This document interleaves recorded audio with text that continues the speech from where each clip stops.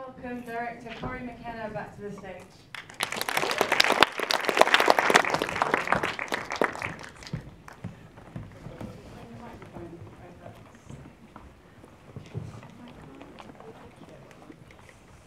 Thanks for staying. Should I start introducing everybody? Yes. Okay. So this is Hallam. You might recognize her as the Polish dancehall queen.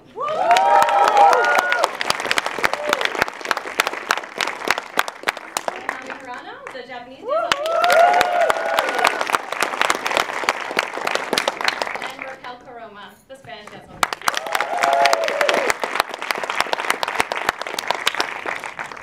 And of course, Jay. He's still here. Thank you so much for coming here tonight. I don't want to hog too much time, so I'm sure there's going to be plenty of questions out in the audience. But just to start off with, I was wondering, well, there's a great sense of liberation and empowerment amongst the women. I was wondering what drew you to dancehall and how you met these fantastic women. Yeah, so I live in Brooklyn in a Caribbean neighborhood, and I see this dancing a lot, but I don't come from that background, so I was curious where it came from. And then when I found out where it came from, I realized that all of these people were curious about where it came from too. So there's this whole world of people in this giant diaspora that come to Jamaica and study it. And so these women are all like students of dancehall from all around the world, which I found really fascinating. So I thought, you know, if they're interested and I'm interested, maybe you guys would be interested too. Yeah. Do we have some questions to start off with? Right there in the middle. Okay. Can you wait for the microphone, please?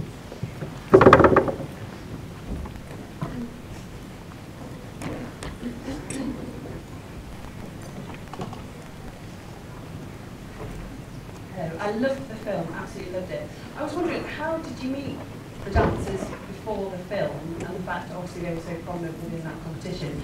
And also I noticed that it was 2014, and so why the long gap? Yeah, that's a good question. I kind of made it from a technical standpoint. Like obviously all these people were helping me in various capacities, but I kind of had to do it alone financially. So I did a Kickstarter, and that takes a while, and then the production process took a little longer than I would have liked. But yeah, it was mostly for financial reasons. I met all of these women because there's one woman, besides Jay. When I met Jay, he kind of opened up this Jamaican world to me as well. But there was one woman who's in the film. She's a promoter. Her name's Trini C, and she's like the mother hen of all the dancehall queens. And so she was like, you got to talk to this girl, and she kind of opened up the world to me. She was awesome. And also the creator of Dancehall Queen competition, a gentleman by the name of Big Head. So the Dancehall Queen competition has been happening in Jamaica since like 1997. So it's something that started out as a local thing every year. Then as it got bigger worldwide, females like these contestants found out about it. Then they started having smaller dancehall queen competitions throughout the world. So like in New York, Japan, different places. And so the winner from those places, they would come to Jamaica to be in the biggest dancehall queen competition. So, you know, that's kind of how it all came about. Okay, another question. Down here at the front.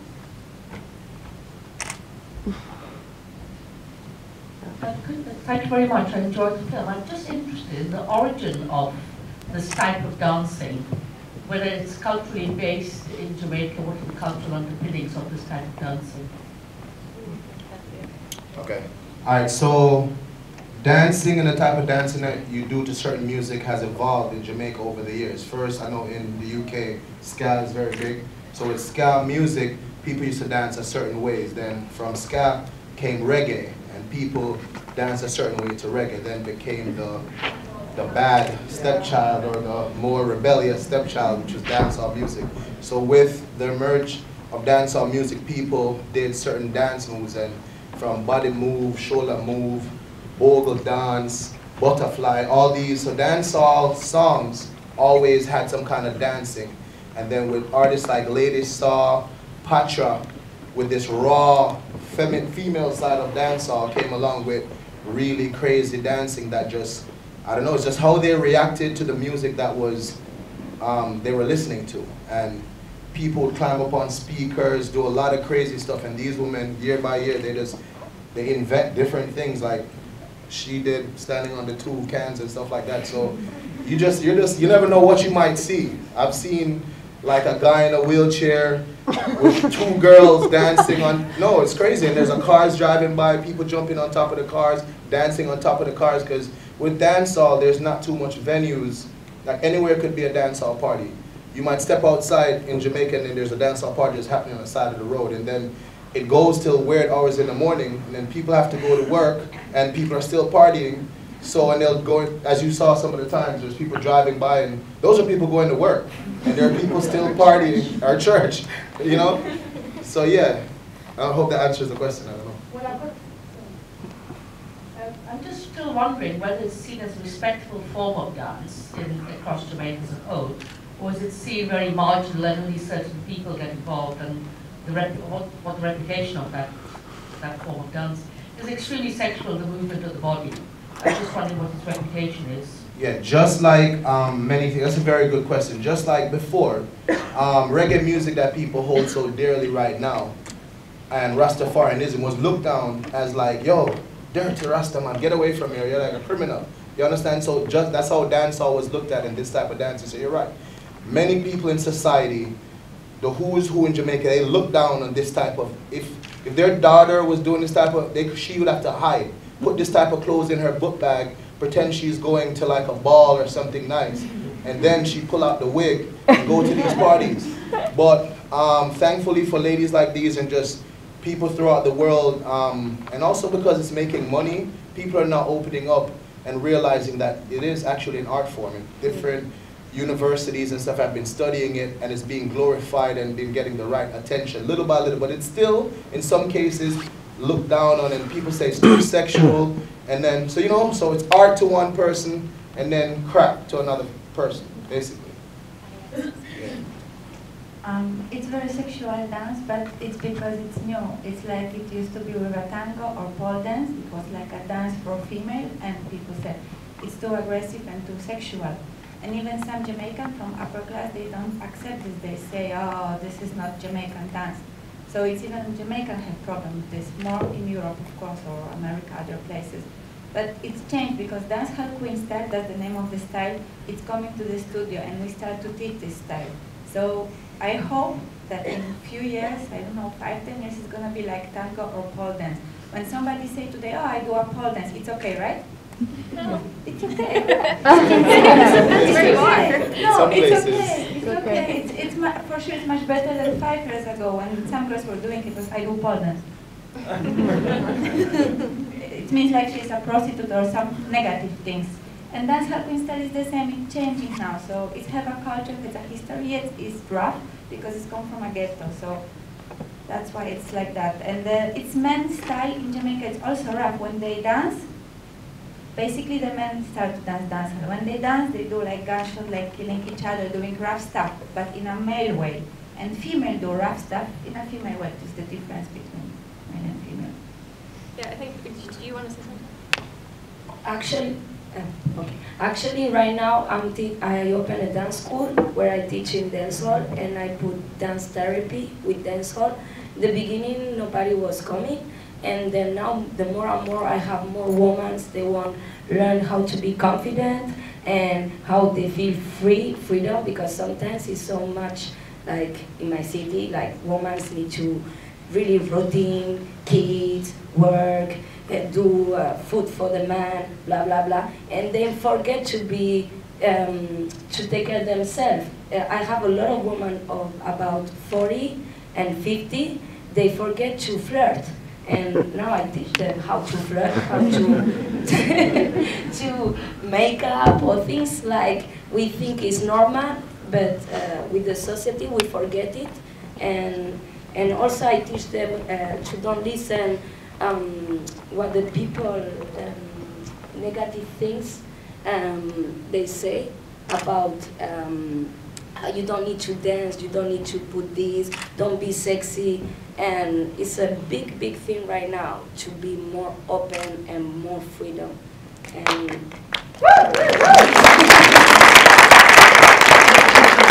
it's also like hip hop, you know, it's the same thing. They say it's killers and all that, but I help a lot of people with the hip hop also and dancehall. So it's No, that was awesome. I also want to just give a shout out to our associate producer, Brad Martin, who's up here, who can tell you more. If you find him, he can tell you more about dancehall because his dad is the founder of the International Dancehall Competition, International Dancehall Queen. But also, I think it's important to note that like all these women approach sexuality differently too. Like the way that they dance is a little bit different, and so they can. Dancehall Queen lets them all do different types of sexuality. Like they don't all have to be super aggressive. They can be like more, you know, seductive, or some people are more aggressive. Yeah, it's a very free dance. And the crazy thing, I thought I would go there and meet these people and they would just be like, you can't come into this community, this is for us.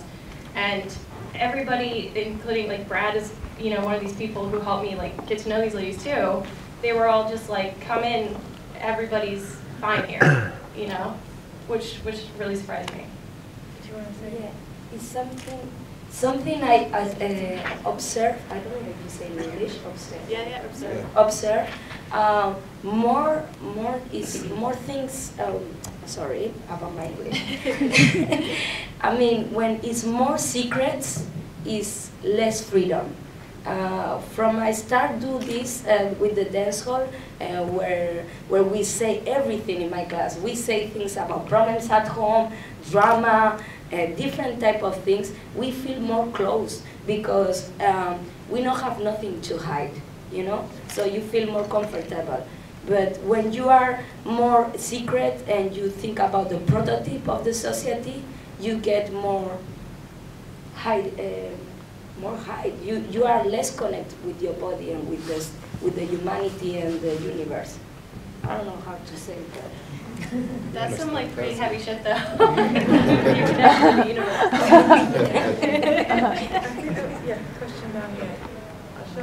Sorry. Just I really enjoyed the film, so thank you. I just wanted to ask how. Oh, okay. I just wanted to ask how you got access to the artists, like the band, the new band, stuff like that. How did they get involved in the project as well?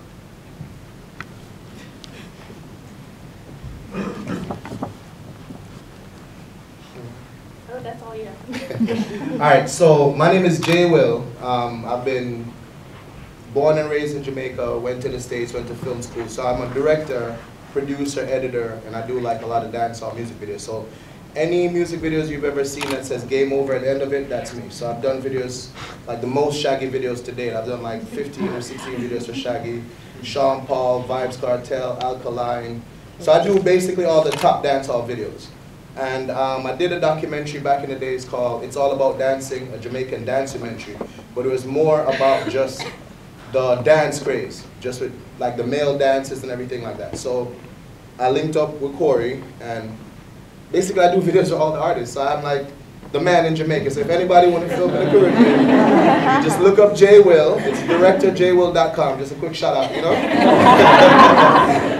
Jay Will spelled Jaywill.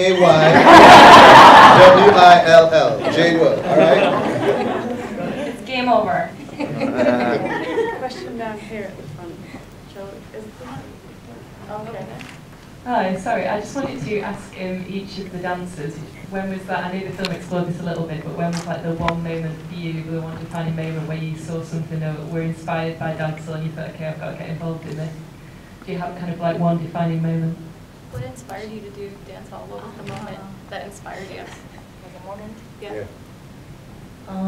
First time I came to Jamaica and first time I went to party in Jamaica, I noticed when I was in the middle and dancing. So I didn't understand Jamaican culture well, but I just dancing and people love it that. And I keep dancing, and when I start dance, I told somebody I want to be a dancehall queen, and people laugh at me, but I keep dancing like this, and I'm so glad I'm in a movie.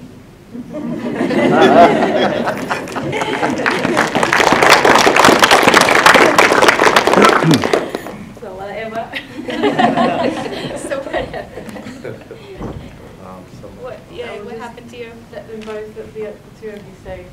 Okay, so I used to be a salsa dancer professional for years, and in salsa it's also like you are sexy and everything, but in a very specific way. And I was in London at that time, and had Jamaican friend that used to dance salsa, and after salsa party finished 3, 4 a.m., he was like, oh, let's go to next party. I said, next party. Yeah, Jamaican party. And I went and I see how these girls are sexy and free, and I'm saying that in the movie, and it just was like, one time I see them, and I see no more salsa, no more samba, and all this stuff. I want to be free like them, and just don't hide my body, and just be natural, because this dance is actually really natural. It's rough, but that's why it's natural, and I love this natural way of it, so female way. I started dancing 3 years old with ballet, but I was more when I was more older, I was with the hip hop culture, and my ex-boyfriend take me to a dance hall party. In the beginning, I didn't like the reggae music too much, but after going to more bashment and see reggae concerts, I started dancing because I was dancing. So I really didn't have a type of dancehall queen, like I want to be like her. I was just dancing, and more late I realized it was a big culture and there was girls that were doing the same thing. It's more the music, it's grabbed me more than see a dancer doing dancehall queen thing. There's a question down here at the front. Just the mic's just coming to you. Oh, thank you. I wanted to say thank you for the film. I really enjoyed it, and it's great to see the ladies here. It's amazing. I have a quick question about the music, about the clearance. Did you have to buy the rights, or? Yeah, for certain songs of certain lengths that weren't native to the scene that we were shooting, those we had to clear. I got a composer to kind of do a lot of the tracks that weren't specific, like they didn't need to have the dancehall lyrics. I got the composer to write those. And then some of them are fair use because they're in the scene, and my lawyer said it was okay, and I hope she's right. I don't know, we'll see. Okay, we've got a question just up the stairs.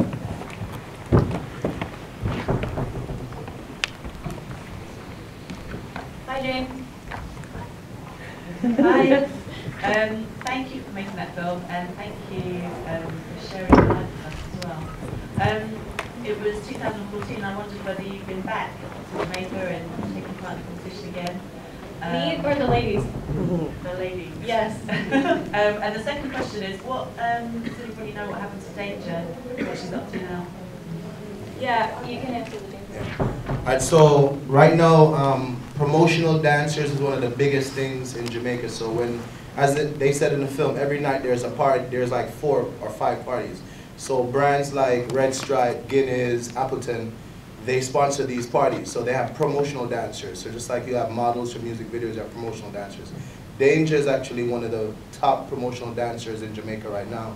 She gets paid probably like maybe £100 to £200 per night just to appear at parties and just hang out and dance. She's one of the main girls that dance with the dancer artist called Spice. So Spice has like the Spice Girls, like 5 girls that dance with her. Yeah, and Danger is one of them. So Danger and Tala, her sister, is basically like, they're like pretty huge, and these girls are all on Instagram. You can look them up. And that's as far as the Danger was the other question. Yeah, I also want to say her house does look really nice now. So she did use the money, her and her sister, who both won money from the contest, fix up the house, and her daughter's doing really well in school. So, yeah. Oh, I also wanted to add one quick thing. So this all started because of the Dancehall Queen competition, which for last year and this year they hadn't been able to have the competition because they're having problem getting like sponsorship. So we are hoping that with this film and the more exposure this film gets, that it'll bring financial eyes into Jamaica to see some kind of, a way in this where, because they can't get any sponsorship. So some of the big shows like Reggae Sumfest, Jazz Fest, everybody throw sponsorship dollars in that, and it's kept every year. So Big Head, who was basically Brian Martin, the dad of Brad Martin, who's here, our associate producer, this was his passion and his dream. And right now, it hasn't been able to happen. So these ladies haven't been able to go back and enter the competition because. Yeah, 2015. No, but I'm saying just for last year, Yeah. and then there'll be no dancehall queen again this year. So I'm That's saying true. Yeah. that, and it's because of that issue as well. You know, so they're hoping that people will see, you know what I mean, something in it and realize how important it is to everybody and support it. So we're just looking support for the dancehall queen competition. Yeah, so I was there in 2014 and I came back to Jamaica 2015 to compete. And 2016 I went to Jamaica, but the last moment they canceled the competition, but I was there and I'm coming this year again. I can say something because last month I just won Slavic Dancehall Queen competition 2017 and I win one more ticket to Jamaica, so I'm coming for the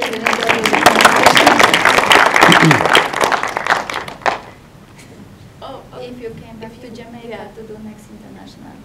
When, did you come back? Did you come back 2015? 2015. Did you compete in 2015? We don't know. I don't remember.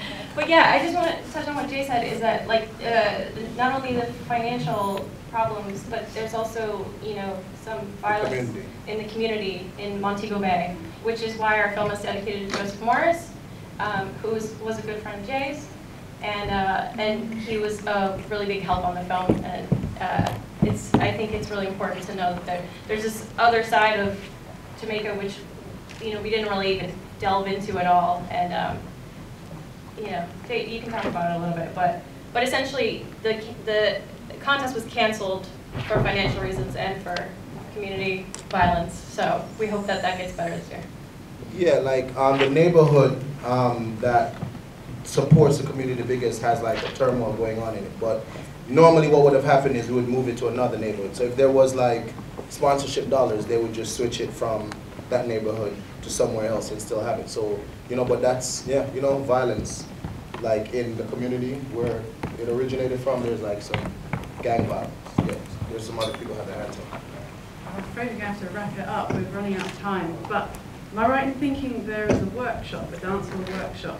Yes. At Tudor Square. At what time? So it's happening now. Right now. Right now? As soon as you get there. Yeah. So everybody, if you want to learn how to dance, or at least attempt it, you should all come to Tudor Square with us now. Yes. And then there'll be a party too. Yes, tonight. and a full party tonight for everyone with the delegate. Yeah. Thanks, Ian. I think We have to go, sorry we're late.